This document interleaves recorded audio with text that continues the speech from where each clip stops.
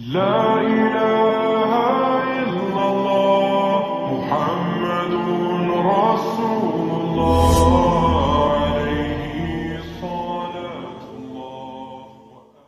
అల్లాహ్ సుబ్హానహు వ తఆలా దైవ ధర్మంలో నవయువకుల పాత్ర గురించి అత్యంత అద్భుతంగా చెప్పి ఉన్నాడు. నహ్ను నకుస్సు అలైక నబఅహుం బిల్ హక్ ఇన్నహుం ఫిత్యతున్ ఆమను బిరబ్బిహిం వజదనాహుం హుదా. మేము మీకు వారి గాథను వినిపిస్తున్నాము, వారు తమ ప్రభువును విశ్వసించినటువంటి కొందరు విశ్వాసులు అన్నాడు. వజదనాహుం హుదా, వారి యొక్క హిదాయతులో మేము బరకతునిచ్చాము అన్నాడు. కారణం ఏంటో తెలుసా? ఏ కాలంలోనైతే వారు ఉన్నారో ఆ కాలపు ఆ రాజ్యపు రాజు ఎవరైతే నన్ను దేవుడు అనలేదో వాళ్ళని చిరచ్ఛేదనం చేస్తానన్నాడు. ఈ వాక్యం ఎందులో ఉందో బహుశా మీ అందరికీ తెలుసు అనుకుంటా. సూరతుల్ కహఫ్లో గృహవాసులు అన్నాడు. అది గృహవాసులు కాదు. ఇన్నహుం ఫితియతున్ ఆమను బిరబ్బిహిం వజదనాహుం హుదా. వారు తమ సృష్టికర్తను విశ్వసించిన యువకుల యొక్క గాథను మీకు చెబుతున్నాను. రాజ్యంలో ఉన్న వారందరూ ఆ రాజుకు భయపడిపోయి సర్వ సృష్టికర్తను విసర్జించి విస్మరించి ఈ లోకంలో ఉన్నటువంటి ఆశల కోసం ఆ రాజుని ఆరాధిస్తున్నటువంటి తరుణంలో ఏమన్నా తెలుసా?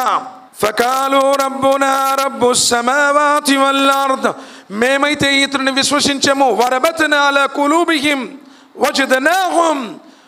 ఫకాలు రబ్బునా రబ్బుస్ సమావాతి వల్ అర్ద్, వారి విశ్వాసము దృఢతరం చేశాడు. భూమిని ఆకాశాలను సృష్టించినటువంటి సృష్టికర్తే నిజమైనటువంటి ఆరాధ్యుడు. మనలాగా పుట్టి చచ్చిపోయి మనలాగా మలమూత్ర విసర్జనలు చేసే ఈ రాజు ఎన్నటికీ దేవుడు కాదు అని వాళ్ళు వెలుగెత్తి చాటారు. అల్లాహ్ సుబ్హానహు వ తఆలా వాళ్ళ కోసం ఏం చేశాడో తెలుసా? వారిని 309 సంవత్సరాలు ఒక గృహలో వారి చెవులపై జోకొట్టి నిద్రపుచ్చాను అన్నాడు. 309 సంవత్సరాలు బ్రతికించాడు వారిని. ఎందుకంటే విశ్వాసం కోసం నిలబడినటువంటి యువకులు వాళ్ళు, దైవ ధర్మాన్ని ధైర్యంగా ఎలుగెత్తి చెప్పినటువంటి వారు. సోదరులారా, ఇస్లాం అంటే శాంతి ధర్మం. ఇస్లాం అంటే తీవ్రవాదానికి వ్యతిరేకం. ఇస్లాం అంటే ఉగ్రవాదం కాదు. సలాం సిల్మైనటువంటి పదాలతో వచ్చింది. ఇది మానవుని యొక్క సంపూర్ణమైనటువంటి జీవన విధానం. ప్రవక్త ముహమ్మద్ సల్లల్లాహు అలైహి వసల్లం వారు చెప్పారు, నీ పొరుగువాడు ఆకలితో ఉన్నప్పుడు కడుపు నిండా తింటే నువ్వు నిజమైనటువంటి విశ్వాసవి కాదు అని. కుస్తీలు బట్టి ఎదుటి వాడిని చిత్తు చేసేవాడు కాదు వీరుడు. నిజంగా కొట్టే శక్తి కూడా క్షమించి విడిచిపెట్టిన వాడు అసలైన ధీరుడు అని చెప్పారు.